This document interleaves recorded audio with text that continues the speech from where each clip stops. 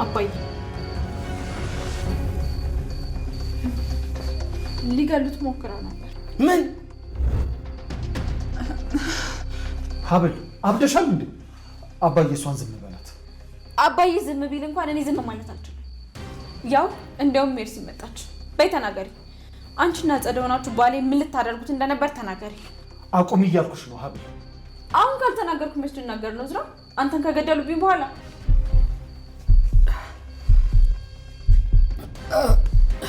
አሴ በላይ የምወዳት ልጅ አጣሁት ባንቺ ምክንያት ነው። ሜርሲን ያጣት ወደፊት የምታጣት በእኔ ባጸድ ምክንያት አይደለም። እሺ አጠገብ ባስቀመጥከው ሰው ምክንያት ነው። አሁንስ በቃሽ። ቆይ ከዝራ ጋር ያለብሽ ችግር ምንድን ነው? ኦ በደንብ ይውል ተመልከቱልኝ እንጂ። ቆይ ከኔ ጋር ያለብሽ ችግር ምንድን ነው? የምፈልገውንማ በደንብ አድርገህ ታውቃለህ። ህይወቴን ነው የምትፈልጊው? እሱን ከሆነ እርምሽን አውጪ። መቼም አልሰጥሽም። እዝራ ምን ማለት ነው? ህይወቴን የምትፈልጊው ማለት? ሊገሉት ሞክረው ነበር። ምን? ሂጂልን በቃ። አፍሽን ዝጊ። አንቺ ማናባሽ ነው እኔ ከዚህ የምታባርሪ? ቢገባችሁ ሁለታችሁም ለቤት ባዳ ናችሁ። ባዳ። አባዬ ልቀቅ። እባክህ አባዬ ተረጋጋ። አንቺ ዝም በይ ብዬሻለሁ። ይሄ ሁሉ የተነሳው በአንቺ ምክንያት ነው። አባዬ እባክህ መሳሪያ መስጠት። ሀብል ሂጂና ልብሷን አምጪላት። ያቺ ሜርሲ የምትባል የህጣን ቁራጭ ጋር እዚህ ቤት ውስጥ ማየት አልፈልግም። እስክንድር እኔም ከዚህ በኋላ ወንድም አለኝ ብዬ እዚህ አልቀመጥም። ትሰማኛለህ? አንተም ልክ እንደ ቤተሰቦቼ ሞታል። እሺ አንቺ ደግሞ ልጄን ለምን ደስታ ሲልኝ? እስክንድር ምን አስብ ጊዜ ልጅ እንደሆነ ሜርሲ ብቻ ናት። እሺ ዛሬ ያንተ ልጅ ሜርሲ ብቻ ነች እያልሽ ነው?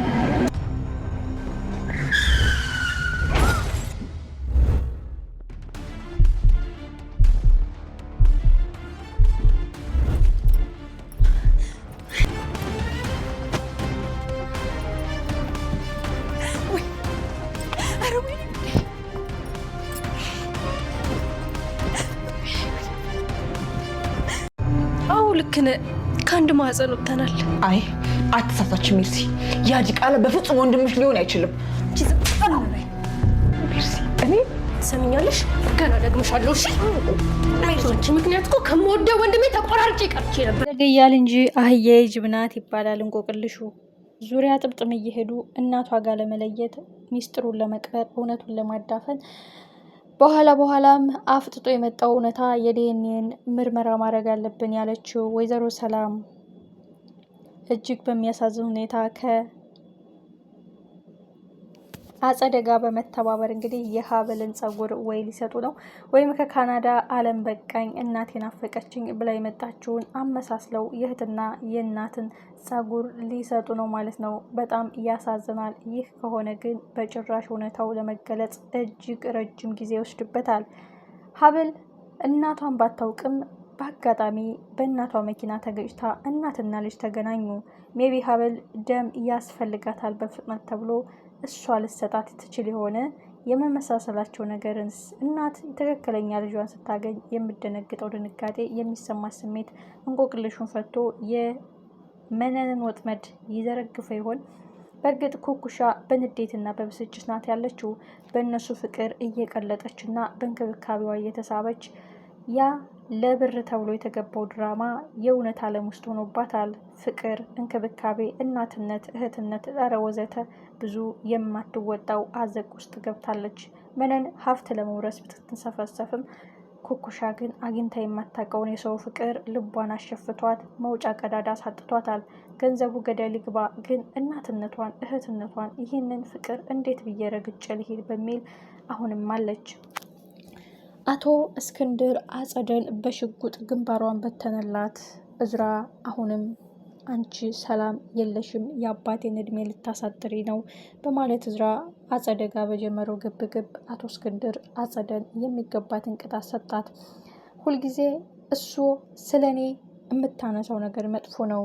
የማደጎ ልጅ ነኝ እንዲ አባቴ፣ ምክንያቱም ያንተ ልጅ ሜርሲ ብቻ ናት። በፊትም እማየ ነፍሷን ይማራትና ሜርሲ ብቻ ነው ልደት የሚከበርላት፣ ሜርሲ ብቻ ናት እንክብካቤ የሚደረግላት። አንተ ብቻ ነህ ፊትን የማታጠቁርብኝ፣ ሁልጊዜ ለእኔ ክብር ያለ ለእኔ ፍቅር ያለ። ስለዚህ እኔ የማላውቀው አንድ ቋጠሮ አንድ እንቆቅልሽ አለ የሚለው እዝራ አሁን ሁሉም ነገር ተገልጾለታል፣ ሁሉም ነገር ተፈቶለታል። እውነቱን ለማወቅ ሀቁን ለመረዳት እየጣረ ነው። ሜቢ ዝራ ካሁን በኋላ አጸደ የምፈልጊውን ነገር እሰጥሻለሁ፣ እባክሽን ምንድን ነው ድብቁ? አባቴ እንዳልከፋና እኔ እንዳልሰበርበት የደበቀኝ ነገር እንደሆነ ተረድቻለሁ፣ ግን ምንድን ነው ብሎ ሊጠይቃት ይችላል። ጥቅምና ጥቅም ካገኘች ደግሞ ሚስጥሩን ከመናገር ወደ ኋላ አትልም። ያውም ከዛ ቤት መንቅረው አስወጥተዋል። የኋላ ኋላ ግን የወይዘሮ መነን እቅድ ገደል ገብቶ እውነታው ፈንድቶ እናትና ልጅ ተገናኝተው ሚስጥሩ በይፋ መውጣት አለበት ስንል በአጋጣሚ እናት ገጪ ልጅ ተገጪ ሆነው ተገናኝተዋል። ይህ እንቆቅልሹን የሚፈታው ድራማቸውን የሚያቋርጥ እቅዳቸውን የሚያከሽፍ ሊሆን ይችላል። ሀብል እናቷ እንደሆነች መች አወቀች? እናት ልጇ እንደሆነች መች ተረዳች? ግን ሰብአዊነት ተሰምቷት ወደ ሆስፒታል ወስዳታለች። የኋላ ኋላ ግን እንደዚሁ በአጋጣሚ ተዋውቀው እናትና ልጅ መሆናቸው ሲገለጽ አጋጣሚው እንዴት ደስ ይላል! እንኳንም ተገጨው እንኳንም ገጨሽኝ የሚሉበት አጋጣሚ ይፈጠራል። ያቺ ጨካኟ አረመኔዋ መነን የሚል ስም እንግዲህ በወይዘሮ ሰላም አማካኝነት ከተነሳ ሀብል ስለ ኩኩሻና ስለ መነን ሁሉንም ልደርስበትና እውነትም የኔን ህይወት ቀምተው ነበር።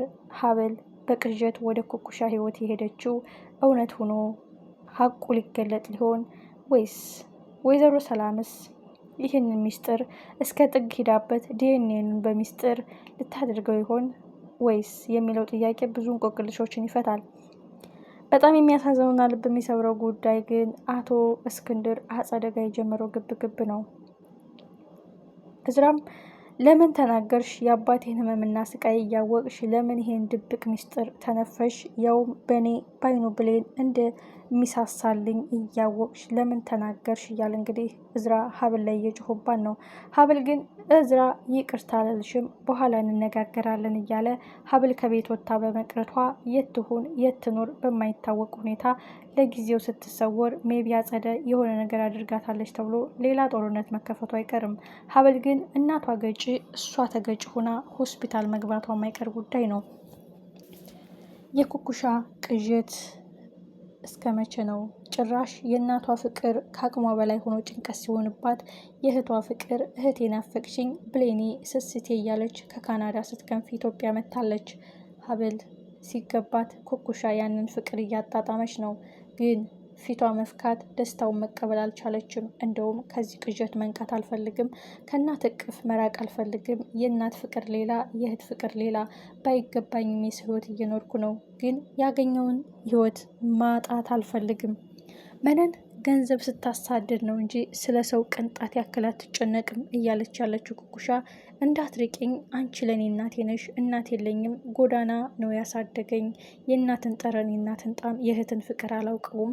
ግን እውነቱን ልንገርሽ፣ ፍቅራችሁ ሲበዛብኝ ጸጸቱ ጎዳኝ። የአንቺ ትክክለኛ ልጅ ሀብል ናት በማለት እንግዲህ በመኪና በመገጨቷ ወደዛ ቤት ልታመጣት ትችላለች። እና የዛን ቀን መግቢያ ቀዳዳቸው ምን ይሆን? የተዳፈነው ሚስጥር፣ የተቀበረው እውነታ መገለጹ፣ ሀቁ መፈንዳቱ አይቀርም። ሜርሲ በመልካም ነገር እየመጣች ነው።